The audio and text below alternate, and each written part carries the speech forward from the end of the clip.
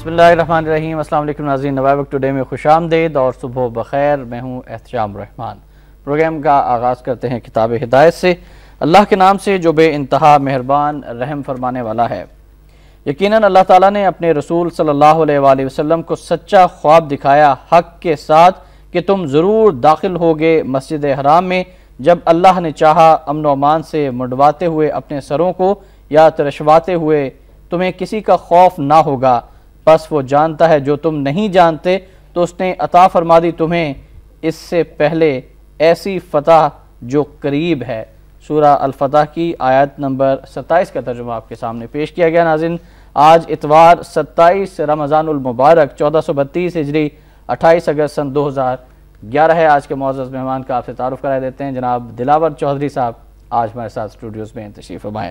دلاور صاحب السلام علیکم اور خوش آمدید۔ سر کیسے مزاج ہیں؟ شکریہ، اللہ کا شکر ہے، آپ سنائیں۔ اور الحمدللہ گزشتہ شب جو ہے عبادات کی شب تھی، یقیناً آپ نے بھی عبادت کی ہوگی، دعائیں کی ہوں گی، اور اس بارے سے بتائیے گا کہ رمضان شریف آپ کا کیسا گزرا اس میں؟ بس اللہ کا شکر ہے، اللہ کی جو ہدایت دی ہے اللہ تعالیٰ نے، جتنا کہ توفیق دی ہے اس کے مطابق کوشش تو ہے کی ہے کہ اللہ تعالیٰ سے گناہوں کی معافی مانگتے ہوئے گزرے، اور اپنے ملک کی سالمیت کے لیے بھی دعا کی ہے رمضان المبارک۔ ہماری بھی دعا ہے کہ اللہ تعالیٰ جو ہے وہ ہمارے ملک کو سلامت رکھے اور ملک میں امن و امان قائم ہو۔ آپ کی اجازت سے پہلی خبر کی جانب بڑھیں گے۔ چترال میں پیش آنے والے واقعے کے حوالے سے خبر ہے کہ چترال میں افغان شدت پسندوں کا حملہ، 40 سیکیورٹی اہلکار جاں بحق، جوابی کارروائی میں 20 حملہ آور مارے گئے۔ افغان ناظم الامور کی طلبی، شدید احتجاج۔ جاں بحق ہونے والوں میں چترال اسکاؤٹس کے 16، پولیس 5 اور بارڈر پولیس کے 5 اہلکار شامل۔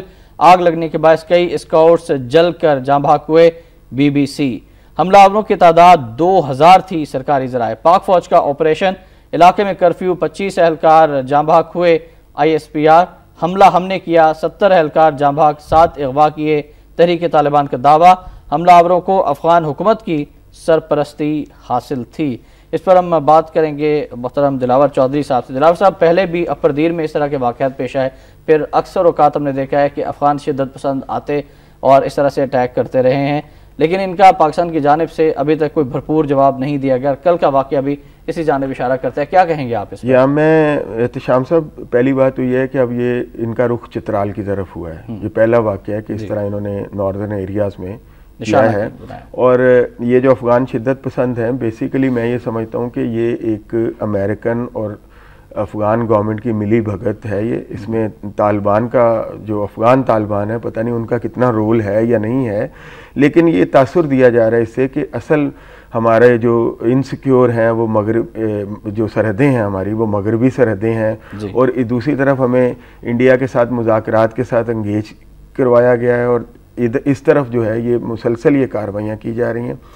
مطلب اس سے ایک تو تاثر یہ دیا جا رہا ہے کہ اصل خطرہ جو ہے، اب وہ جو امریکہ ہمیں کہتے رہے ہیں کہ جناب آپ کو اصل خطرہ جو ہے وہ مغربی سرحدوں پر ہے، طالبان کی وجہ سے ہے، اس کو مٹیریلائز کیا جا رہا ہے۔ دوسرا، ہماری سیکیورٹی فورسز کا مورائل جو ہے اس کو ڈاؤن کرنے کی یہ کوشش ہے، اور تیسرا یہ ہے کہ جو انریسٹ ایک اسٹریٹجی ہے، مطلب آپ جو ٹرسے کی ایک کتاب آئی ہے نئی، کہ جس میں انہوں نے وڈرال کیس اور دی وڈرال فرام افغانستان، اس میں انہوں نے بتایا کہ یہ امریکن جو ہیں یہ 120 ملکوں میں جو ہے لڑائی لڑ رہے ہیں، وار آن ٹیرر کے نام پہ اپنے مفادات کو فردر کر رہے ہیں، اور پاکستان ان میں سے ایک بڑا ملک ہے، مطلب بڑا ملک اس اعتبار سے کہ جہاں زیادہ کنسنٹریشن ہے، سب سے بڑی لڑائی بھی جو ہے وہ اسی خطے میں، اور جہاں امریکنز نے ڈپلومیٹس کے نام پہ اور دوسرے مطلب اس طرح کے کورز میں اپنے ایجنٹس کو جو ہے وہ بڑی تعداد میں بھیجا ہوا ہے۔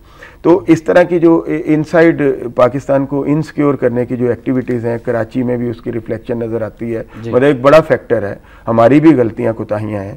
اور جہاں تک یہ بات ہے کہ ہم اس کو کیسے دیکھ رہے ہیں گورنمنٹ لیول پہ، تو میں سمجھ رہا ہوں کہ ہم اس کو بالکل نظر انداز کرتے چلے جا رہے ہیں، اور اس میں مطلب ہماری جو گورنمنٹ، جو ہماری سویلین گورنمنٹ ہے، سو کالڈ ڈیموکریٹک گورنمنٹ جو ہے، وہ ان امور پہ بالکل توجہ ہی نہیں دے رہی کہ صرف افغان ناظم الامور کو طلب کر کے اس سے احتجاج کرنا کافی ہے، اور دوسری جانب آپ نہیں سمجھتے کہ نیٹو سے بھی احتجاج کرنا چاہیے؟ بلکہ احتجاج سے تو اب بات آگے جانی چاہیے، بالکل بھرپور کارروائی کرنی چاہیے۔ اگر 2000 افراد آتے ہیں تو کم از کم 1000 بندہ ان کا بھی مارنا چاہیے۔ دوسری بات یہ ہے کہ ان کو یہ پوچھنا چاہیے کہ جناب آپ جو باتیں کرتے ہیں کہ جی طالبان یہاں سے جاتے ہیں افغانستان میں کارروائیاں کرتے ہیں اور واپس آ جاتے ہیں، وہ تو ابھی متھ ہے. کوئی ایسی چیز، کوئی مٹیریلائز، کوئی ریئلسٹک ایویڈنس آپ نے ہمیں نہیں دی. جبکہ آپ یہ تو ایک اوپن مطلب ریالٹی ہے کہ آپ کی طرف سے لوگ سرحد پار کر کے آ رہے ہیں. آپ کی وہاں افیکٹیونیس کیا ہے بارڈرز پہ؟ شمالی اتحاد کے لوگ ہیں اور ان کو نیٹو کی پوری سرپرستی حاصل ہے اور ان کے کور کے اندر یہ لوگ آ کے گورنمنٹ لیول پہ اٹھایا جائے صرف اسی 1 پوائنٹ ایجنڈے پہ کہ یہ آپ لوگوں کو یہ کیوں نہیں روک رہے، آپ کی وہاں چوکیاں کیا کر رہی ہیں، جو ہزاروں کی تعداد میں نیٹو فورسز ہیں اور امریکن فورسز ہیں، احساف کیا کر رہی ہے، کیا ایک تماشائی بنی ہوئی ہے یا اس کو خود وہ مینج کر رہے ہیں اس طرح کی، مطلب بڑے سیریسلی. دوسری بات یہ ہے کہ ہمیں مطلب اپنے ملک کے اندر جو آپ دیکھیں نا، ایک خبر ہمیں آئی کہ جی 250 سے زیادہ امریکن اہلکاروں کو نکالا جائے گا. اگلے دن فورن آفس نے ایک ڈیفرنٹ بیان دیا کہ جناب یہ این او سی جاری کرنا فورن آفس کا کام ہے اور ایسی کوئی بات نہیں ہے. پہلی بات تو یہ ہے کہ ہمیں یہ دیکھنا پڑے گا کہ کیا ہماری سیکیورٹی اسٹیبلشمنٹ، ہمارا فورن آفس، ہماری گورنمنٹ، ہمارے سویلین حکمران یہ سب سیم پیج پہ ہیں اس مسئلے پہ، اور کیا اس کو سیریسلی دیکھ رہے ہیں کہ ملک کو ہم نے سرحدوں کے اندر کیسے سیکیور کرنا ہے. اچھا سر، جو بھارتی قونصل خانے ہیں افغان بارڈر کے ساتھ ساتھ، ان کا کردار کس حد تک ہو سکتا ہے ان لوگوں کی تربیت میں اور پھر پاکستانی سرحدوں پر اٹیک؟ میں سمجھتا ہوں کہ ان کا ایک بڑا اہم کردار ہے. وہ لوگ اپنے لوگوں کو بھی اور ہمارے اس طرح کے افغان جو کچھ بھٹکے ہوئے ایلیمنٹس ہیں ہمارے بھی بلوچستان میں، اور اب اس طرح کے یہ فاٹا میں جو کارروائیاں ہو رہی ہیں، ان میں ان کا بڑا کردار ہے اور نیگیٹو ہے اور انوالومنٹ ان کی جو ہے وہ ہے، ٹرین کر کے پاکستان کے خلاف استعمال کریں گے. سرپرستی میں وہ کر رہے ہیں. مطلب یہ ایک طرح کا ایجنڈا ہے. جیسے کہ میں نے عرض کیا کہ ایک طرف ہمیں بھارت کے ساتھ مذاکرات پہ لگا دیا گیا کہ جناب بھارت تو آپ کا یہ تاثر دینے کے لیے کہ بھارت سے اب آپ کو خطرہ نہیں ہے، بھارت تبدیل ہو رہا ہے، وہ تو آپ سے مذاکرات چاہتا ہے. بھارت کی طرف سے یہ بیان دلوائے گئے ہیں کہ جناب مذاکرات نہ کرنا ہماری غلطی تھی، ایسی کوئی بات نہیں ہے، ہم معاملات کو مذاکرات سے حل کریں گے، یہ بھی کر دیں گے، وہ بھی کر دیں گے. اور دوسری طرف ہمیں یہ بات بتانے کی کوشش کی جا رہی ہے، باور کرانے کی، کہ آپ کی اصل انسیکیور تو آپ کی مغربی سرحدیں، اور یہ سارا ایک پلان ہے. ہمیں ایک طرح کا مطلب ملک میں کیوس پیدا کیا جا رہا ہے ہمارے بارڈرز پر بھی اور ان سائڈ دی کنٹری بھی، اور ایک طرح کی ہماری سوچ کو منتشر کیا جا رہا ہے. اور ہمیں یکسو ہو کے ادارہ جاتی طور پہ بھی، جیسے سیکیورٹی اسٹیبلشمنٹ ہے یا ہماری گورنمنٹ ہے، اس کو ایک مرکز پہ، ایک سیم پیج پہ سوچ اس کو جو ہے وہ منتشر کی جا رہی ہے. ایک سیم پیج پہ سوچنے کے بجائے اس کو منتشر کرنے کی کوشش کی. اگلی خبروں کی جانب بڑھیں گے اور پرویز مشرف کے حوالے سے خبر ہے کہ بے نظیر قتل کیس، انسداد دہشت گردی کی عدالت نے مشرف کی جائیداد ضبط کرنے کا حکم دے دیا، بینک اکاؤنٹس بھی منجمد. ایف آئی اے نے مشرف کی جائیداد کی تفصیلات پیش کی. چک شہزاد میں زرعی فارم، گوادر میں 1000 گز کا پلاٹ، مشرف کے دائمی وارنٹ گرفتاری جاری. سعود عزیز، خرم شہزاد اور اعتزاز شاہ اور دیگر کے خلاف فرد جرم کے لیے سماعت 10 ستمبر تک کے لیے ملتوی کر دی گئی. اسی طرح کی کچھ اور خبریں بھی میں آپ تک پہنچانا چاہوں گا. اختر بلند رانا نے حلف اٹھا لیا، رجسٹرار سپریم کورٹ نے الزامات پڑھ کر سنائے، سامنا کرنے کو تیار ہوں آڈیٹر جنرل. جسٹس افتخار نے حلف لیا، چیف جسٹس کے comments ISI, FIA, سابق اے جی کی رپورٹس کی بنیاد پر تھے. رجسٹرار کے ابتدائی کلمات. اور ایک اور خبر القاعدہ کے حوالے سے اب شامل کرنا چاہیں گے کہ القاعدہ کا دوسرا بڑا رہنما عطیہ عبد الرحمن وزیرستان میں ڈرون حملے میں مارا گیا، یہ کہنا ہے امریکی حکام کا. اسامہ کے بعد القاعدہ کے لیے یہ شدید دھچکا ہے. امریکی عہدیدار 30 سالہ عطیہ پر $10 لاکھ انعام تھا. اب ہم بات کرنا چاہیں گے بے نظیر قتل کیس کے حوالے سے. انسداد دہشت گردی کی جو عدالت ہے اس نے پرویز مشرف کو نہ صرف اشتہاری قرار دیا بلکہ ان کی تمام جائیداد منقولہ اور غیر منقولہ ضبط کرنے کا بھی حکم دیا ہے. اس پر آپ کیا کہیں گے اور اب حکومت وقت کی ذمہ داری کیا بنتی ہے پرویز مشرف کو؟ پہلی بات تو یہ ہے کہ اس پر گورنمنٹ کی وجہ سے، ایف آئی اے کی وجہ سے میں سمجھتا ہوں کہ اس کیس کی پیس بہت سلو ہے. مجھے ایک بات سمجھ نہیں آتی کہ پیپلز پارٹی کی گورنمنٹ ہے، ان کی کو چیئرپرسن کو شہید کیا گیا، کیا ان کی یہ دلچسپی ہے؟ اب دیکھیں کبھی وہ مطلب جو اصل ایشوز ہیں کہ وہ ایک بیان بازی کی حد تک کہ جناب ہم بے نظیر کے قاتلوں کو بے نقاب کریں گے، کبھی یہ کہا جاتا ہے ہم بے نظیر کے قاتلوں کو جانتے ہیں کہ وہ کون ہے، کبھی یہ کہا جاتا ہے نہیں ہم نہیں جانتے، وہ تو بیت اللہ محسود تھا، اس کے ساتھ بہت سارے راز دفن ہو گئے. لیکن بیسیکلی گورنمنٹ انسٹیٹیوشنز کی وجہ سے، جیسے FIA ہے، میں سمجھتا ہوں اس کیس کی پیس بڑی سلو ہے. بڑے ہی دیر کے بعد یہ جو ایک معاملہ مشرف کی جائیداد کی ضبطی کا 1 ماہ پہلے ہو جانا چاہیے تھا کم از کم، یہ اب جا کے، بلکہ 2 ماہ پہلے، اب یہ جا کے یہ ڈیسائیڈ ہوا. اب اس پر امپلیمنٹیشن کیسے ہوتی ہے یہ دیکھنا ہے کہ آیا، ہاں جی، کہ آیا گورنمنٹ اس کو کنفسکیٹ کرتی ہے یا نہیں کرتی، یا کاغذی طور پہ یہ مطلب اس طرح کے کاروائیاں کر دی جاتی ہیں اور عملی طور پہ کچھ بھی نہیں ہوتا جیسا کہ نظر آ رہا ہے. دیکھیں نا، اس میں ہونا تو یہ چاہیے تھا کہ آپ سب سے پہلے مشرف کا پاسپورٹ جو ہے وہ ضبط کریں تاکہ وہ ان کو کنفائن کیا جائے ایک ہی جگہ پہ. دیکھیں نا، بات یہ ہے کہ وہ کیوں نہیں اپنے آپ کو انڈر دی لا سمجھتے، وہ کیوں نہیں ہماری عدالتوں کا احترام کرتے اس ملک کی، وہ کیوں نہیں آ کے اپنی صفائی پیش کرتے، جبکہ اقوام متحدہ کی جو رپورٹ ہے اس میں بھی ان کو ذمہ دار قرار دیا گیا تھا سیکیورٹی پوائنٹ آف ویو سے. یہ ساری چیزیں وہ کیوں کلیئر نہیں کرتے؟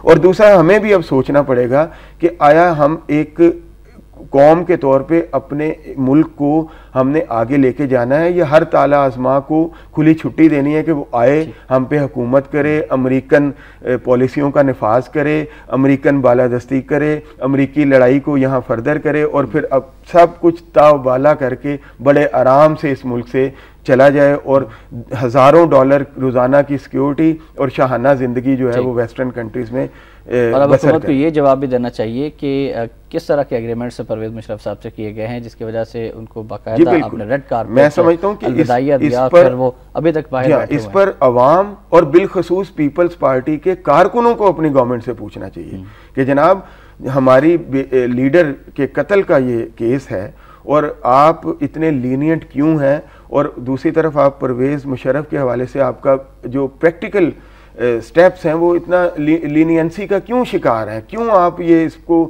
بڑی تیزی سے نپٹاتے نہیں ہیں؟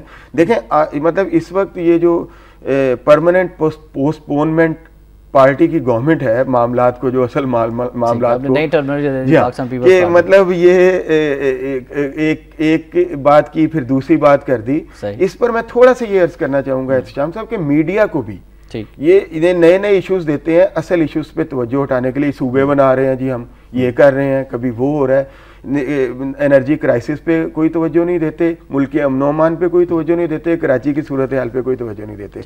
اس پہ میڈیا کو بھی چاہیے، معذرت کے ساتھ میں عرض کروں گا، اس پہ میڈیا کو بھی چاہیے کہ وہ ان کے جو نئے ایشوز ہیں ان کے پیچھے لگنے کے بجائے ایک سٹرونگ سٹانس میڈیا بھی یہ لے کہ جناب آپ پہلے ریئل ایشوز کی طرف آئیں. آپ یہ صوبے بعد میں بنائیے گا، آپ یہ کراچی میں جوڑ توڑ سیاسی بعد میں کیجیے گا، آپ جو ہے یہ اختر بلند رانا کو ایڈیٹر جنرل بعد میں بنائیے گا، یا اس طرح کے مسائل حل کر لیں. پہلے آپ یہ بتائیں کہ جو ریئل ایشوز ہیں، آپ 3.5 سال سے زیادہ کا عرصہ گزر چکا ہے، عوام جو ہیں وہ اس وقت بڑی مزری میں ہے، مہنگائی جو ہے وہ اس کا جن بالکل بے قابو ہو چکا ہے، اور ٹیکسز کی بھرمار ہے عوام کے اوپر، اور عوام کو کسی طرح بھی سکون میسر نہیں ہے، امن و امان. مطلب کوئی کراچی جیسے شہروں میں یہ حال ہے کہ آپ صبح جاتے ہیں، یہ پتہ نہیں ہوتا کہ واپس بھی آئیں گے. میں معذرت کروں گا، کراچی کے حوالے سے ایک خبر شامل کرنا چاہیں گے. شرجیل میمن کا بیان ہے کہ ٹارگٹ کلرز کی بھارت سے تربیت کی حساس اداروں نے تصدیق کر دی. شرجیل میمن: اجمل پہاڑی بھارت سے تربیت یافتہ ہے. وزیر اطلاعات سندھ: اجمل کا تعلق متحدہ سے جوڑا جاتا ہے، یہ کہنا ہے ذرائع کا. اور پھر رحمان ملک صاحب کا بیان بھی شامل کریں گے کہ ڈاکٹر عمران فاروق کیس میں کراچی ایئرپورٹ سے کسی کو گرفتار نہیں کیا. رحمان ملک: کراچی کے حوالے سے اب باتیں سامنے آ رہی ہیں اور یہ تصدیق ہو گئی ہے کہ اجمل پہاڑی جیسے لوگوں نے بھارت سے تربیت حاصل کی ہے، اور سب لوگ جانتے ہیں کہ اجمل پہاڑی کا تعلق کس سے رہا. ایک روز قبل شرجیل میمن صاحب نے بیان دیا کہ بھارت سے تربیت یافتہ لوگ جو ہیں وہ یہاں انریسٹ کریٹ کر رہے ہیں. دوسرے دن انہوں نے کہا کہ تصدیق بھی ہو گئی ہے. اب تیسرے دن یہ تو پتہ چلنا چاہیے کہ کس لیول پہ احتجاج کیا گیا ہے. جب مذاکرات ہوتے ہیں وہ آپ کو سنپ کرتے ہیں بامبے کے ایشو پہ، وہ آپ کو دوسرے جو سیلف کریٹڈ ایشوز جو ہیں ان کو ملبہ آپ پہ ڈالتے ہیں، کشمیر کے اوپر آپ کو سنپ کرتے ہیں، اور آپ چپ کر کے خاموش ہو کے بیٹھ کے تجارت بڑھا کے آ جاتے ہیں اور تجارتی خسارہ جو ہے وہ اور ہر سال جو ہے وہ بڑھاتے چلے جا رہے ہیں. ان بیلنس میرا مطلب ہے جو ٹریڈ کا ہے وہ اس کو آپ بڑھاتے چلے جا رہے ہیں. تو جب مذاکرات ہوتے ہیں اس وقت آپ یہ کیوں نہیں بتاتے کہ یہ تصدیق ہوئی ہے جناب, آپ کے لوگ یہاں انریسٹ کریٹ کر رہے ہیں, خدا کے لیے اس طرح کی حرکتیں بند کریں. سر میں آپ کو ڈراپ کرنا چاہوں گا یہاں پر, اور ہمیں بریک کے لیے جانا ہے. بریک میں جانے سے قبل ایک چھوٹی سی خبر کہ مرکزی رویت ہلال کمیٹی کا اجلاس 30 اگست کو ہوگا. عالم اسلام میں عید الفطر ایک ہی روز منائے جانے کا امکان ہے. آپ ہمارے ساتھ رہیے گا کیونکہ بریک کے بعد آپ کی کالز بھی شامل کریں گے.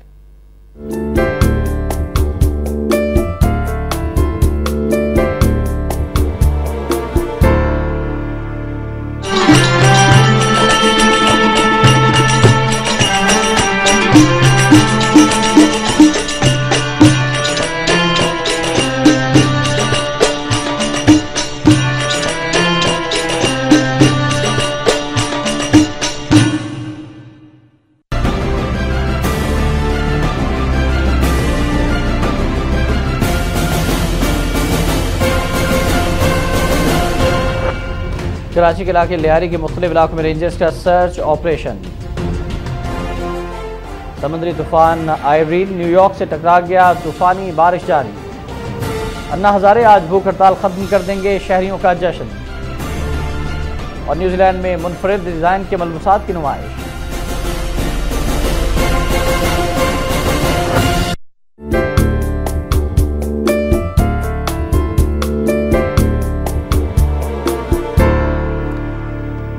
دباوک ٹوڈے میں ایک بار پھر آپ کو خوش آمدید کہتے ہیں. ناظرین ہمارا نمبر ہے 042363122169. اگر ہم عوامی مسائل کے حوالے سے بات کریں تو عوام کے مسائل کم ہونے کے بجائے مزید بڑھ رہے ہیں. مہنگائی کا مزید بوجھ ان پر ڈالنے کی کوشش کی جا رہی ہے. خبر یہ کہ بجلی آئندہ ماہ 3% مہنگی ہونے کا امکان ہے. اور دوسری جانب ہائی ویز اور موٹر ویز پر ٹول ٹیکس میں اضافہ کر دیا گیا. کار کا 25, ویگن کا 35 اور بس کا ٹول ٹیکس 75 روپے ہوگا. اور اس پر بھی ہم بات کریں گے. ڈاکٹر صاحب آپ کی جگہ سے پہلے کالر شامل کر دیں گے. السلام علیکم جی, کون صاحب کہاں سے ہیں؟ السلام علیکم جی, کون صاحب بات کر رہے ہیں؟ السلام علیکم سر. جی وعلیکم السلام, کون صاحب کہاں سے؟ سر شب قدر کی رحمتیں اور برکتیں تمام پاکستانیوں اور پاکستان پر اور امت مسلمہ پر اور آپ کے چینل کے تمام رفقا پر ہو. آمین جی سما. کیا میں پاکستان کی مبارکباد دیتا ہوں, خیر مبارک اور دعا دوں کہ پاکستان کو مخلص لیڈرشپ دے. آمین. اور ان لٹیروں سے نجات دے. آمین جی, تھینک یو ویری مچ جی. روف صاحب ہیں غالباً سعودی عرب سے ہمارے ساتھ, اور انہوں نے کہا جی آج دعا گو ہیں کہ مخلص لیڈرشپ پاکستان کو مل جائے, لٹیروں سے چوروں سے ہمیں نجات ملے. صحیح ہے, ہمارا یہ بہت بڑا المیہ ہے. لیڈرشپ کا بحران جو ہے اللہ کرے آج 27 رمضان المبارک ہے, اور پاکستان بھی اسی روز 27 رمضان المبارک کو ہی معرض وجود میں آیا تھا. تو ہم اللہ سے دعا گو ہیں کہ ہمیں, لیکن اس کے لیے ہمیں خود بھی کوشش کرنی ہوگی, اپنے گریبانوں میں بھی جھانکنا ہوگا, اپنی صفوں میں دیکھنا ہوگا. جو اچھے لوگ ہیں ان کو آگے کرنا ہوگا, اگلی صفوں میں بھجوانا ہوگا. یہ ہماری بھی ذمہ داریاں ہیں. ہم خالی مطلب یہ کہ اپنی ذمہ داریوں ادا نہ کریں عوام کے طور پہ اور یہ ایکسپیکٹ کریں کہ کہیں سے کوئی لیڈرشپ آ جائے, تو ایسا بھی ممکن نہیں ہے. کچھ ہمیں بھی جو ہے اپنے ملک کے لیے اب عملی اقدامات کرنے ہوں گے. بالکل صحیح فرمایا, ہمیں بھی عملی اقدامات کرنے کی ضرورت ہے. مسز جاوید صاحب ہیں راولپنڈی سے. السلام علیکم جی. السلام علیکم بھائی. میں نے یہ کہنا ہے کہ یہ جو لوگ کہتے ہیں فلاں کا ویژن نہیں ہے, فلاں کا ویژن نہیں ہے. ویژن تو جو ابا حکومت جب مل جاتی ہے تو آٹومیٹکلی آپ کا ویژن بڑھ بھی جاتا ہے اور آ بھی جاتا ہے. وہ کوئی پرابلم نہیں ہے. آپ کو کافی لوگ مشورے دینے والے بھی ہوتے ہیں اور خود سے بھی ویژن بڑھتا ہے اور دیکھنے سمجھنے. دوسری بات یہ ہے کہ ووٹ کس کے زیادہ یہ بھی بات غلط ہے, کیونکہ وہ کہتے ہیں نا some time one man with courage is a majority. تو ایک بھی بندہ جس میں کرے جو بیکمز میجورٹی, یہ بھی مسئلہ ہو جاتا ہے. تیسری بات یہ ہے کہ یہ واقعی صحیح جو ایشوز ہیں ان پہ توجہ, لا اینڈ آرڈر کوئی نہیں ہے, انصاف کسی کو نہیں مل رہا, روزگار ایجوکیشن کسی کو نہیں مل رہی, پھر سے سیلاب آ رہے ہیں, ڈیموں کی بات پہ یہ پھر لڑائی مچا دیتے ہیں. تو صحیح سچویشن کی طرف یہ آتے نہیں جو بگڑی ہوئی ہے. اور باقی جو غلط سلط بات ہے کہ میں ہم اچھے وہ اچھے ہم اچھے وہ اچھے. ٹھیک ہے, بہت شکریہ جی. ویسے جاوید صاحب آپ نے کال کی جی. ویژن ان کا کہنا ہے کہ جو لیڈرشپ آتی ہے اس کا خود بخود بن ہی جاتا ہے. موجودہ حکومت کا ویژن جو ہے وہ 3.5 سالوں میں کتنا بنا ہے؟ موجودہ حکومت کا ویژن 3.5 سالوں میں اتنا بنا ہے کہ اپنے آپ کو کیسے سیکیور کرنا ہے, اپنے مفادات ذاتی ان کا کیسے تحفظ کرنا ہے, اپنی سیاست کو کیسے فردر کرنا ہے, لوگوں کو بیوقوف کیسے بنانا ہے, اس میں ان کا ویژن کافی بڑا ہے. اس لیے کہ انہوں نے توجہ ان معاملات پہ دی. اور ایم کیو ایم کو کیسے راضی کرنا ہے. ہاں جی, یہ سارے اتحادیوں کو کبھی اگر ناراض ہو گئے ہیں تو ان کو کیسے لانا ہے, کس کو کیا کرنا ہے, اور سپریم کورٹ کے فیصلوں کو کس طرح ٹالتے چلے جانا ہے, اور ساتھ کہنا ہے کہ ہر فیصلے پر عمل ہوگا. یہ ساری باتیں, اور عوام کو کس طرح بیوقوف بنانا ہے, انرجی کرائسس کو کس طرح بڑھانا ہے, مہنگائی کو عوام پر کس طرح لادنا ہے. اب دیکھیں شہباز شریف صاحب چیف پڑھے ہیں, انہوں نے کہا کہ پنجاب کو اندھیرے میں دھکیلنے والوں کے خلاف سخت کارروائی کی جائے. دراف صاحب ہمارے ساتھ کچھ کالر بھی ہیں. کیسر صاحب ہیں کینیڈا سے. السلام علیکم جی. السلام علیکم. وعلیکم السلام جی. جی کیسر صاحب فرمائے گا, آپ کس طرح سے دیکھ رہے ہیں کینیڈا میں بیٹھ کر پاکستان کی صورتحال کو, کیا کہنا ہم تو یہ دیکھ رہے ہیں جناب جی, پتہ چل رہا ہے جی یہ مشرف کے بارے میں پتہ چلا آج کے, جو اس سے پتہ چل رہا ہے پہلے اس سے پہلے کتنے لوگوں کی جائیدادیں فریز ہوئی, سب کچھ ہوا, سب چھوٹ گیا. اب مشرف صاحب کا کیا بنے گا, بس اتنا ہی پوچھنا تھا میں نے آپ کے بارے میں. ٹھیک ہے, تھینک یو ویری مچ جی. ابھی ہم بات کرتے ہیں. عارف صاحب بھی ہیں سعودی عرب سے. السلام علیکم. جی وعلیکم السلام. فرمائیے گا عارف صاحب, آپ کیا کہنا چاہیں گے آج؟ سر یہی آپ سے گزارش کرتا ہوں, آپ لوگ بھی دعا کریں, ہم بھی دعا کریں گے. پارٹی کا کیا حالات ہے, ہمارے بھائی بہنیں ہمارا کا انصاف ہے. رائٹ جی, ٹھیک ہے جی. ہم سب کو دعا کرنے کی ضرورت ہے کہ اللہ تعالیٰ ہمارے ملک پر رحم فرمائے اور ہماری لیڈرشپ کو ہدایت نصیب فرمائے. جی کیا کہنا چاہیں گے, خاص طور پر کینیڈا سے جو ہمارے کالر تھے انہوں نے پرویز مشرف صاحب کے بارے سے پوچھا. جی بالکل, ہم پہلے اس پہ بات کر چکے ہیں کہ اس طرح کے یہ جو کاسمیٹک اقدامات ہیں ان سے بات نہیں بنے گی. آپ کی لیڈر کا ہی معاملہ ہے, کم از کم اس میں مطلب آرٹیکل 6 کی طرف آپ نہیں جاتے, ایک مثال عبرت ناک نہیں بناتے, ڈکٹیٹرز کو صرف باتیں کرتے ہیں. تو اپنے لیڈر کا تو خیال کریں. اچھا احتشام صاحب, اس حوالے سے یہ دعائیں کرنے کی ضرورت ہے, بالکل ہے. اس پر میں ایک عرض یہ بھی یہاں پہ کروں گا اس پروگرام کے توسط سے کہ اس دفعہ عالم اسلام میں ایک ہی روز عید ہونے کا امکان بڑھ گیا ہے. بالکل, وہ جو خبر بھی عرب پاکستان اور جو خبر آپ نے پڑھ کے سنائی ہے, تو کیا ہی اچھا ہو کہ اس دفعہ ہم بھی اپنے اختلافات کو ختم کر کے ایک ہی روز عید خاص طور پر پشاور والے جو مسجد, اور مطلب میری یہ درخواست ہے کہ ہم ان چیزوں کو اس دفعہ انا کا مسئلہ نہ بنائیں, اور ایک طرح کا یکجہتی کا مظاہرہ کرتے ہوئے سارا ہی عالم اسلام پاکستان کے اندر کے لوگ بھی جو ہیں وہ بھی ایک ہی روز عید منائیں, اور گورنمنٹ اس طرف بھی بڑی غیر جانبداری سے وہ بھی اپنے اقدامات کریں. آئرلینڈ سے ہمارے ساتھ کالر ہیں فیصل صاحب. جی السلام علیکم. السلام علیکم. السلام علیکم. جی وعلیکم السلام. کیا کہنا چاہیں گے فیصل صاحب آپ؟ میں بھائی صاحب پوچھنا چاہتا ہوں کہ پاکستان کے حالات کوئی آپ کو نظر آتا ہے کہ ٹھیک ہوں گے یا نہیں ہوں گے؟ جی آپ کو کیا لگتا ہے, یہاں پر بیٹھ کر آپ کس طرح سے آبزرو کر رہے ہیں پاکستان کے حالات کو؟ ہم تو ادھر ہم رہتے ہیں, ہم تو دیکھ رہے ہیں ادھر کے حالات جو ہے نا وہ تو ٹھیک ہے نا, جب سے ادھر آئے ہیں حالات ٹھیک ہے. اور ادھر کے حالات جب بھی دیکھتے ہیں ٹی وی, جب بھی ٹی وی آن کرتے ہیں نا تو کچھ نہ کچھ ہوا ہوتا ہے. جی تو میں آپ سے یہ پوچھنا چاہتا ہوں کہ کوئی ایسا نظر آتا ہے کہ کتنی دیر میں یہ ٹھیک ہو جائے گا یہ؟ رائٹ جی, بالکل مشکلات ضرور ہیں لیکن اللہ سے ہمیں پر امید رہنا چاہیے اور اللہ تعالیٰ سے دعا کرنی چاہیے. جی بالکل, میں اکثر یہ کہتا ہوں کہ قوموں کی زندگی میں مشکلات آتی ہیں, انشاءاللہ اتنی بڑی مشکلات نہیں ہیں. ہمارا ملک انشاءاللہ تعالیٰ کامیاب رہے گا اور تا قیامت جو ہے قائم رہے گا انشاءاللہ. اس میں یہ ہے کہ ہمیں یہ سوچ کے مطلب ہر پاکستانی کو بھی ایک پریشر گروپ کے طور پہ کردار ادا کرنا پڑے گا. اگر ہم امریکی منمانیوں کو زیادہ اجازت نہ دیں اور اپنے حکمرانوں کو مجبور کریں کہ وہ پاکستانی سوچ اپنائیں تو کوئی وجہ نہیں ہے بڑی جلد. سر ایک اور کالر رہتے ہیں, پھر سوال پوچھیں گے پاکستانی قوم نکلتی کیوں نہیں ہے گھروں سے. جی فرزانہ صاحب ہیں راولپنڈی سے. السلام علیکم. جی وعلیکم السلام. جی فرمائیے گا فرزانہ صاحب. کہ جنہوں نے حالات کراچی کی خراب کیے ہیں, کیا ایسا نہیں ہے کہ اب وہ پنجاب کی طرف آئیں جس کا پہلا وہ شہباز بنا نشانہ؟ ٹھیک, تھینک یو ویری مچ. جی کراچی کے حالات کے حوالے سے بات کی جا رہی ہے اور مختلف جماعتوں کی جانب انگلیاں اٹھ رہی ہیں، جن میں حکومت اتحادی جماعتیں شامل ہیں، پاکستان پیپلز پارٹی، عوامی نیشنل پارٹی اور متحدہ قومی موومنٹ.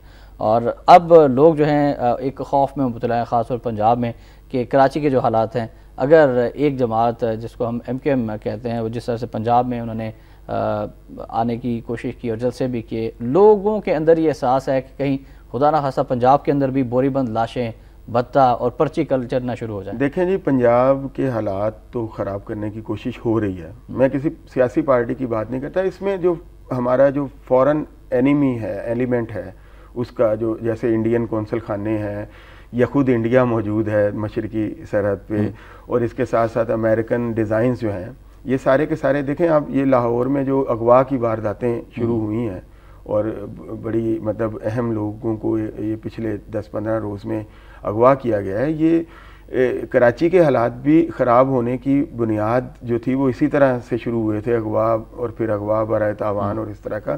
تو یہ اس طرح کی کوشش تو ہوتی ہے. ظاہر ہے جب آپ مطلب اس پر توجہ نہیں دیں گے ایک ملک، ایک گورنمنٹ آپ کی، تو پھر فورن ایلیمنٹس بھی جو آپ کے. دو ہمارے ساتھ کالر ہیں، کیسر سعید صاحب ہیں کینیڈا سے، ان کی کال شامل کرنا چاہیں گے. جی السلام علیکم. السلام علیکم. وعلیکم السلام. جی کیسر صاحب فرمائیں گے، آپ کیا کہنا چاہیں گے آج؟ سر کہنا تو کچھ بھی نہیں ہے، لیکن صرف اتنا کہنا چاہوں گا کہ پاکستان کے حالات ٹھیک کرنے کے لیے آپ کو صرف 2 یا 3 سٹیپ لینے ہوں گے. جی وہ کون سے سٹیپس ہیں؟ پہلا سٹیپ اس کا یہ ہے کہ پاکستان میں جتنے بھی کرپٹ ہیں، چاہے وہ پولیٹیشین ہیں، چاہے وہ بیوروکریٹس ہیں، چاہے کوئی بھی ہیں، ان کو جیسا بھی ان لوگوں نے کیا ان لوگوں کو ویسی سزا ملنی چاہیے. صحیح، ٹھیک ہے. دوسرا یہ ہے کہ آپ کا میڈیا جو کچھ بھی دکھاتا ہے وہ پورا سچ نہیں دکھاتا. ٹھیک ہے. تھینک یو ویری مچ جی کیسر سعید صاحب، آپ نے کینیڈا سے کال کی. ذیشان صاحب کی کال بھی شامل کر لیں، پھر اس پر بات کریں گے. ناروال سے ہمارے ساتھ. السلام علیکم جی. وعلیکم السلام سر. جی ذیشان بھائی، آپ کیا کہنا چاہیں گے؟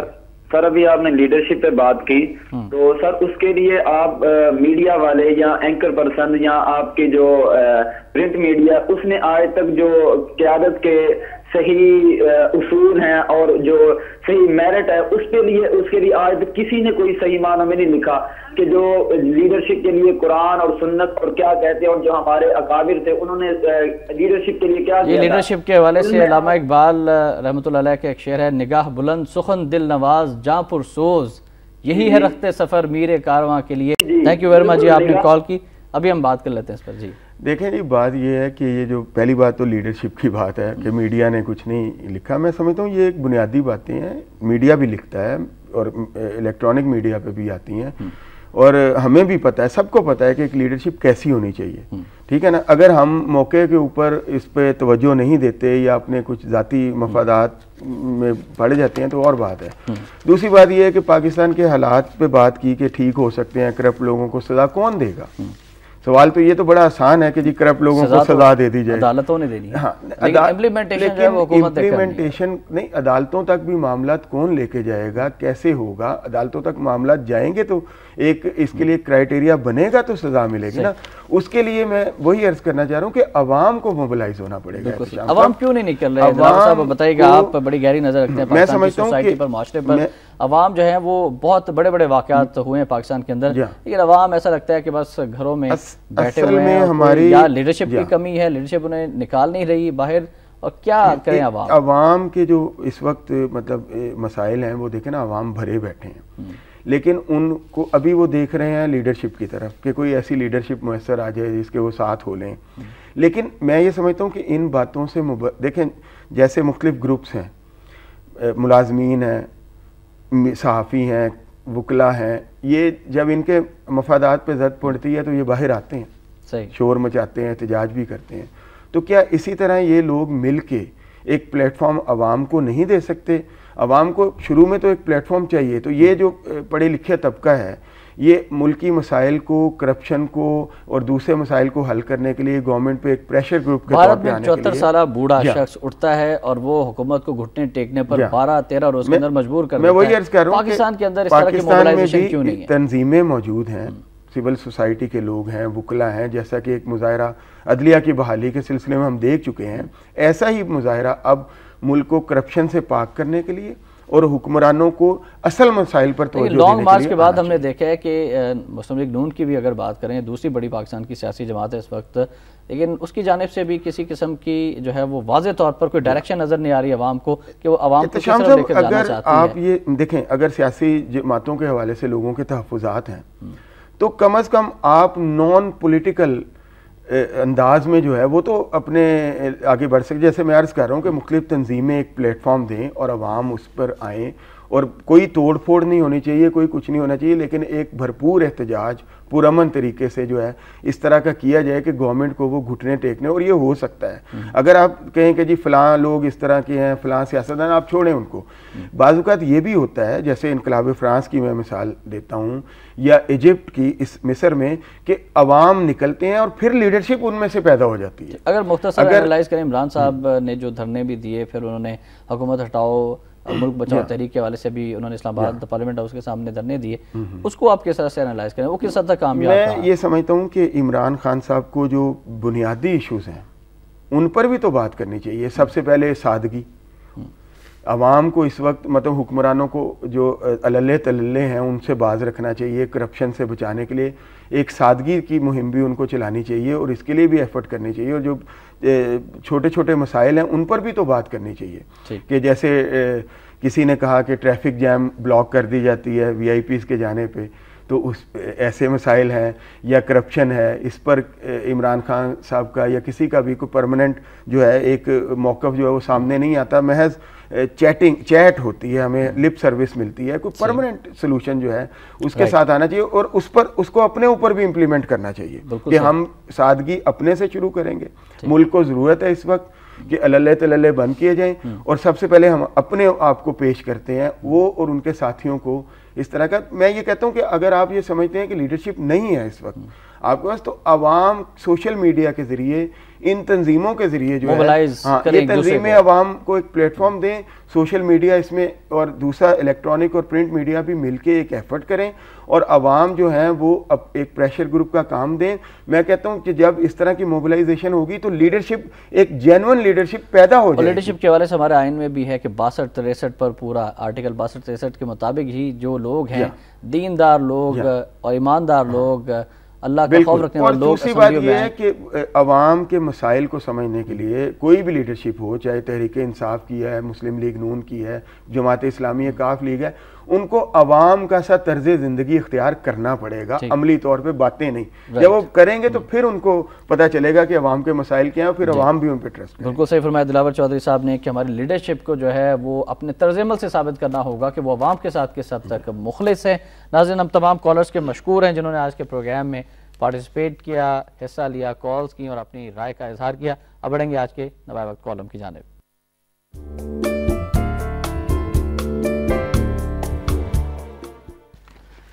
ناظرین، آج کا column general retired Mirza Aslam bag صاحب کا کالم ہم نے آج کے نوائے وقت سے منتخب کیا ہے۔ آج انہوں نے لکھا ہے کہ پاکستانی سیاست اور بیرونی جارحیت۔ لکھتے ہیں کہ سن 2001 میں افغانستان میں را کی زیر سرپرستی جاسوسی کا بہت بڑا مرکز CIA، موساد، MI6 اور BND کے تعاون سے قائم ہوا تھا، جس کا ہدف پڑوسی ممالک خصوصاً پاکستان کو سازشی کارروائیوں کا نشانہ بنانا تھا، جس میں وہ کامیاب ہوئے اور سن 2005 تک افغانستان کی جنگ کا رخ پاکستان کی جانب پھیر دیا گیا۔ نتیجتاً ہماری فوج ہمارے اپنے ہی قبائل کے خلاف حالت جنگ میں ہے۔ سوات، تیر اور باجوڑ میں تو حالات پر قابو پا کر امن بحال کر دیا گیا، لیکن فاٹا کے حالات انتہائی بگڑ چکے ہیں۔ افغانستان میں قائم ہونے والے یہی جاسوسی کے اڈے بلوچستان میں بد امنی پھیلانے کے ذمہ دار ہیں۔ ان کے کالم سے کچھ مزید لائنز بھی شامل کرنا چاہوں گا۔ آخر میں انہوں نے لکھا ہے کہ سیاسی بصیرت، اعلیٰ سوچ اور مناسب ترجیحات کے بغیر سود مند تبدیلی لانا ناممکن ہے۔ ہمارے سیاستدانوں کو چاہیے کہ بے معنی بڑکے مارنے اور بے مقصد بیانات کے بجائے بھارتی سیاسی کارکن انا ہزارے سے سبق حاصل کرتے ہوئے ایک منظم تحریک کا آغاز کریں، تو یقیناً بے شمار لوگ ان کے ساتھ آن ملیں گے، لیکن اس کے لیے انہیں بہت محنت سے کام کرتے ہوئے عوامی خواہشات کے مطابق ایک ایسا بل قومی اسمبلی میں پیش کرنا ہوگا جو ملک میں ہر سطح پر کرپشن کے خاتمے کے لیے جامع تجاویز اور اقدامات پر منحصر ہو۔ سب سے پہلے تو ہم دلاور صاحب سے بات کرنا چاہیں گے جو جنرل صاحب نے لکھا ہے 2001 کے بعد افغانستان کی صورتحال، وہاں پر کس طرح سے غیر ملکی ایجنسیوں کا نیٹ ورک انہوں نے پاکستان کے خلاف ایک محاذ بنایا، کیا آج بھی وہی نیٹ ورک سرگرم عمل ہے بلوچستان کے اندر، کراچی کے اندر اور فاٹا کے اندر؟ میں سمجھتا ہوں کہ وہی نیٹ ورک ہے اور پورے زور و شور سے ہے، یہ ہم اس پہ بات کرتے رہتے ہیں، یہ جو کونسل خانے ہیں بھارت کے اور سارا یہ مل کے ایک پلان ہے. آپ دیکھیں 2001 سے لے کے 2011 تک سارا نقصان جو ہے وہ پاکستان کو اقتصادی اور انٹیگریٹی کے حوالے سے اور ہمارے جو نیشنل آئیڈینٹیٹیز ہیں ان کے حوالے سے ہمیں اٹھانا پڑا ہے. اگر آپ اکانومی کو دیکھ لیں تو ہم نے $68 بلین کا نقصان اٹھایا ہے، جبکہ پورے 64 سال میں ہم نے $54 بلین سے زیادہ کے قرضے نہیں ابھی تک لیے. ٹھیک ہے نا. اسی طرح اگر آپ سیکیورٹی لا اینڈ آرڈر دیکھ لیں وہ سارا خراب ہوا ہے. انٹیگریٹی جو ملک کی سالمیت کی بات ہے وہ اس کو امریکن ایجنٹ نہ صرف افغانستان سے جو آپریٹ کر رہے ہیں امریکن، انڈین اور اسرائیلی ایجنٹس اور اس میں افغان گورنمنٹ کے جو ایجنسیز ہیں وہ بھی شامل ہو کے وہ جو پاکستان کے اندر کارروائیاں کر رہے ہیں اس سے ہماری انٹیگریٹی کو کس حالت میں پہنچا دیا گیا، ہماری سالمیت کو کتنا انتشار پیدا کیا جا رہا ہے. اور اس کے ساتھ ساتھ جو مطلب ہمارے جو نیشنل کاز تھے، جو ہمارے کور ایشوز تھے، کشمیر پہ ہمیں کس طرح بیک فٹ پہ لے جایا گیا ہے، پانی کا مسئلہ ہے، ہمیں ہر طرح سے بے بس کرنے کی یہ جنگ جس کا نام دہشت گردی کی جنگ ہے، ہمیں اس سے نجات حاصل کرنی چاہیے. اس کے ساتھ میں ایک معذرت کے ساتھ آپ کی بات کاٹوں گا. دوسری بات جو انہوں نے کہی کہ ایک اعلیٰ سوچ کے ساتھ ہمارے پولیٹیشینز کو انا ہزارے سے سبق، میں کہتا ہوں کہ آپ کب تک اپنے پولیٹیشینز کو لتاڑتے رہیں گے کہ وہ آئیں اور ان میں جتنی کیپیسٹی ہے، میں کہتا ہوں کہ اگر وہ عوام سے طرز زندگی اختیار کرنا بھی پسند نہیں کرتے تو وہ عوامی مسائل کیا حل کریں گے، جو میں نے ابھی بات کی. اس کے لیے میں سمجھتا ہوں جنرل صاحب جیسے لوگوں کو بھی انیشیٹو لے لینا چاہیے. ضروری نہیں کہ وہ پالیٹکس میں آئیں، انا ہزارہ کوئی پولیٹیشین نہیں ہے. تو اس طرح کے جو بڑے نام ہیں ہمارے ملک کے، ان کو ایک گروپ بنا کے ایک موبلائز کرنے کا عوام کو یہ بھی طریقہ ہے کہ جناب ہمارا پالیٹکس کے ساتھ کوئی تعلق نہیں ہے، یہ ہمارا دھرنا ہے پارلیمنٹ ہاؤس کے سامنے، عوام ہمارے ساتھ شامل ہوں اور ہم حکومت کو مجبور کر دیں کہ وہ کرپشن فری ماحول پیدا کرے پاکستان کے اندر اور اس کے ساتھ ساتھ جو ریئل ایشوز ہیں ان پر توجہ دے. ٹھیک ہے نا. تو میں سمجھتا ہوں یہ پاکستان میں بھی شروع میں بات کی تھی کہ غیر ملکی ایجنسیوں کے نیٹ ورک ہے. جنرل صاحب نے اپنے کالم میں تھوڑا سا ذکر یہ بھی کیا ہے کہ جو تبدیلیاں سندھ کے اندر کی گئی انتظامی طور پر، انہوں نے کہا ہے کہ جس سے یہ بات یقینی ہوگی کہ آئندہ انتخابات میں ایم کیو ایم کو کم از کم 30% نشستوں سے ہاتھ دھونا پڑیں گے، اور اسی دوران ایم کیو ایم کی منفی سرگرمیوں کی انٹیلیجنس رپورٹس لندن روانہ کی گئیں. ان اقدامات سے ایم کیو ایم کی صفوں میں کھلبلی مچ گئی اور برطانیہ اور امریکہ کے منصوبہ سازوں کے مرتب کردہ تبدیلی حکومت کے منصوبے ناکام ہو گئے. لندن میں الطاف حسین ان واقعات پر تل ملا اٹھے کہ ان کی جماعت کو قربانی کا بکرا بنایا جا رہا ہے. ایم کیو ایم کی یہ حالت زار دیکھ کر امریکی اور برطانوی سفارتکار امن مذاکرات کے لیے فوری طور پر کراچی پہنچے، جس سے حکومت سندھ ایم کیو ایم کو دوبارہ حکومت میں شامل کرنے پر رضامند ہو گئی. بیرونی مداخلت کا ذکر کیا ہے جنرل صاحب نے، خاص طور پر ایم کیو ایم کی قیادت کے حوالے سے جو رپورٹس لندن میں دی گئیں اس پر الطاف حسین صاحب نے کافی برہمی کا اظہار کیا. پھر اس حوالے سے اور بھی بہت سی کنسپائریسی تھیوریز ہیں، خبریں ہیں جو کہ آج کل میڈیا میں انہیں، اس پر آپ کا میں یہ ہم اس پہ بات کر چکے ہیں کہ اس دفعہ جو ہے وہ گورنمنٹ نے بڑے پلاننگ کے ساتھ ان کو چھوڑا تھا، خود ایسا ماحول کریٹ کیا تھا کہ ایم کیو ایم نے چھوڑ جائے. بالکل وہ ان کو اسکیپ گوٹ بنایا گیا، قربانی کا بکرا، اور وہ بنتے چلے گئے. اس کے لیے مطلب پہلے ان کو سندھ میں یوز کیا گیا، کراچی میں ملکی سطح پہ کیا گیا، اور جب ضرورت محسوس کی گئی کہ ان سے اب علیحدگی ہونی چاہیے تو گورنمنٹ نے ایسا ماحول کریٹ کیا. لیکن پھر کچھ نیشنل انٹرنیشنل میڈیٹرز کی وجہ سے گورنر تو واپس آ گئے ہیں، باقی معاملات نہیں ہوئے.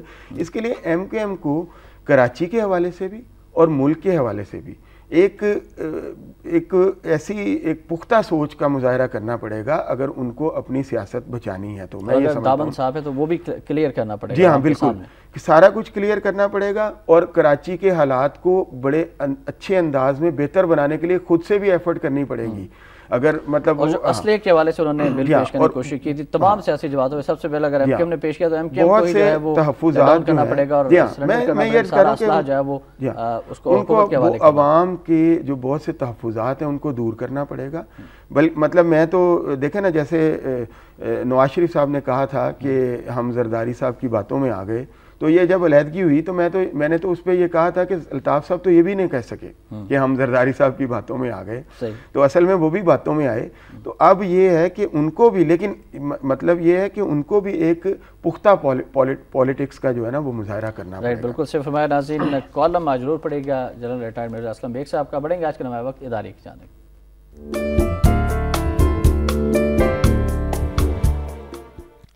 آج کا اداریہ ہے سپریم کورٹ کا ٹارگٹ کلنگ از خود نوٹس کی سماعت کل سے کراچی میں کرنے کا فیصلہ. حکومت دھمکیاں دینے کے بجائے عدالت عظمیٰ سے تعاون کرے. سپریم کورٹ نے کراچی کی صورتحال پر از خود نوٹس کی اس سماعت 29 اگست سے کراچی میں کرنے کا فیصلہ کیا ہے. سپریم کورٹ نے کراچی میں ٹارگٹ کلنگ کی جامع تفصیلات طلب کر کے وزیر اعظم, وفاقی وزیر داخلہ کو بھی نوٹس جاری کر دیے ہیں. آخری لائنز ہے کہ عدالت عظمیٰ کراچی کے لوگوں کو امن لوٹانا چاہتی ہے, کراچی کو پھر سے روشنیوں کا شہر بنانا چاہتی ہے, اس کے ساتھ تعاون کریں. یہ بھی یاد رکھیں کہ عدلیہ کے پاس آئین کے آرٹیکل 190 کے تحت کسی بھی ادارے کو مدد کے لیے بلانے کے اختیارات موجود ہیں. سپریم کورٹ یہ آپشن استعمال کر سکتی ہے. عسکری قیادت بھی کراچی کے معاملات پر کڑی نظر رکھے ہوئے ہے. جمعرات کو جنرل کیانی نے کراچی میں خفیہ ایجنسیوں اور سیکورٹی کے صوبائی اداروں کے سربراہوں سے بریفنگ لی. مرکزی اور صوبائی حکومت کے پاس کراچی کے حالات ٹھیک کرنے کا یہ آخری موقع ہے.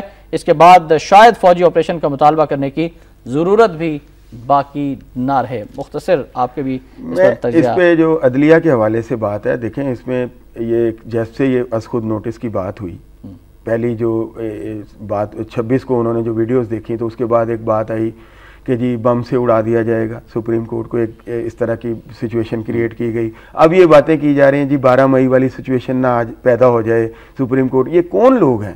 گورنمنٹ, اگر گورنمنٹ کے لوگ نہیں ہیں یا وہ چاہتے ہیں کہ کراچی میں امن ہو تو ان کو ان چیزوں کا سدباب کرنا چاہیے اور عدلیہ کو پورا موقع دینا چاہیے کہ وہ بڑے آزادانہ اور اچھے ماحول میں کراچی کے اندر اس کیس کو حکومت کی بھی ذمہ داری بنتی ہے کہ وہ مکمل تحفظ فراہم کرے, تمام صرف تحفظ فراہم کرے بلکہ میں سمجھتا ہوں کہ ان کے احکامات پہ عمل کرے. اگر وہ اس نیک نیت ہیں اور کراچی میں واقعی امن چاہتے ہیں تو ان کو چاہیے کہ وہ ان کے احکامات پہ جو وہ سپریم کورٹ جو ان کو کہے یا جو اس حوالے سے احکامات دے ان کو ماضی کے وہ شکار نہ کیا جائے جس طرح کا وہ کرتے رہے. کل بیان دیا کہ بات اب خوابوں سے آگے نکل چکی ہے, پیار محبت کا دور گزر چکا, نئی حکمت عملی کے تحت ہم آپریشن کریں گے. تو اس سے امید کی جا سکتی ہے کہ اب بلا تفریق جو ہے وہ کارروائی ہوگی. حکومت بھی سپریم کورٹ ابھی تک یہ صرف باتیں ہیں, کبھی خواب دیکھے جاتے ہیں, کبھی خوابوں سے آگے کی بات کی جاتی ہے, کبھی پیچھے کی, لیکن ابھی تک بلا تفریق بلا امتیاز آپریشن والی بات سامنے نہیں آئی. اداریے میں بھی یہ بات پوائنٹ آؤٹ کی گئی ہے اور سپریم کورٹ نے بھی اپنی پہلی ہیئرنگ میں اس پہ جو باضابطہ ہیئرنگ ہے اس میں کہا تھا کہ ملک بچانے کے لیے کراچی کو بچانا بہت ضروری ہے, لیکن گورنمنٹ کی اندر ایسی کوئی عزم نظر نہیں آتا. یہ صرف باتیں ہیں. ابھی تک بلا امتیاز کارروائی والی کوئی چیز کراچی کے اندر نظر نہیں آئی بدقسمتی سے.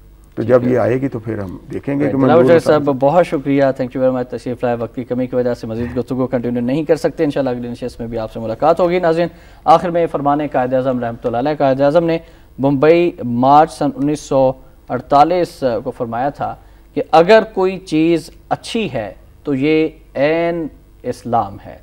اسی کے ساتھ احتشام الرحمان کو نوائے وقت ٹوڈے کے اس پلیٹ فارم سے اجازت دیجیے. اللہ حافظ.